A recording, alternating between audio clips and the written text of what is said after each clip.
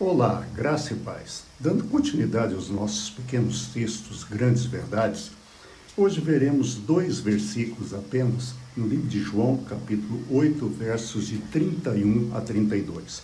Eu sempre gosto de dizer que o João 8, 32 é um dos versículos mais mal interpretados em toda a Escritura.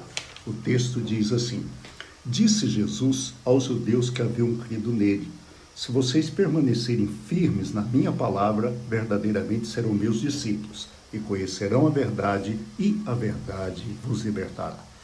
Muito citado, né? E conhecereis a verdade vos libertará. Antes de entrarmos nesse contexto, é melhor vermos o versículo anterior. Jesus disse o seguinte: Disse Jesus aos judeus que haviam crido nele: Se vocês permanecerem firmes na minha palavra, verdadeiramente serão meus discípulos. Discípulo é um seguidor, é alguém que anda com seu mestre e que tenta fazer aquilo que seu mestre faz. E Jesus diz: Olha, vocês serão meus discípulos quando? Se vocês permanecerem na minha palavra. A condição do discipulado, a condição de um seguidor é permanecer na palavra de Jesus. Aí você vai falar: não, o amor é o mais importante. Sim, é o amor, mas Jesus mesmo disse: se me amais, guardareis os meus mandamentos. Então, quando nós andamos nos mandamentos de Jesus, nós tornamos seus discípulos. Voltando, quem crê em Jesus, permanece firme na sua palavra e aí se torna o seu discípulo. E o que acontece com alguém que se torna discípulo de Jesus? Aí nós vamos voltar naquela pergunta que Herodes fez para Jesus. Herodes perguntou para Jesus: o que é a verdade? E a pergunta é: o que é a verdade? Jesus disse que: e conhecereis a verdade, e a verdade vos libertará. Mas o que é a verdade? Em João capítulo 14, verso 6, Jesus disse: eu sou o caminho, a verdade e a vida. Ninguém vem ao Pai senão por mim. Jesus faz questão de dizer que ele é o caminho, ele é a verdade e ele é a vida. Então a pergunta: o que é ou quem é a verdade? A verdade é Jesus. A verdade é Jesus. Alguns pensam que a verdade é a Bíblia. Não, a Bíblia não é verdade. A Bíblia é o livro que fala da verdade, mas a verdade é uma só. A verdade é Jesus. Ele é a verdade.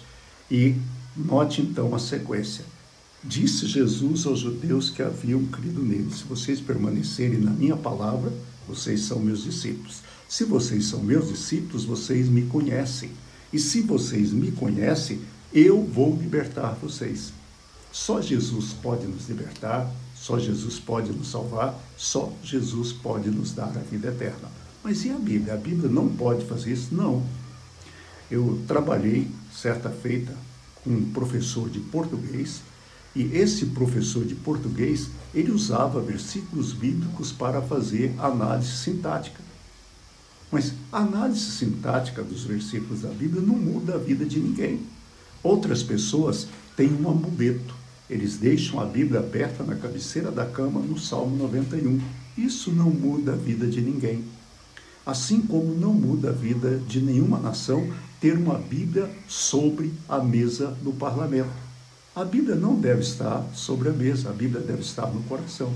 Quando você tem a Bíblia no coração, você é discípulo de Jesus, porque você permanece na palavra. E quando você permanece na palavra, você se torna discípulo.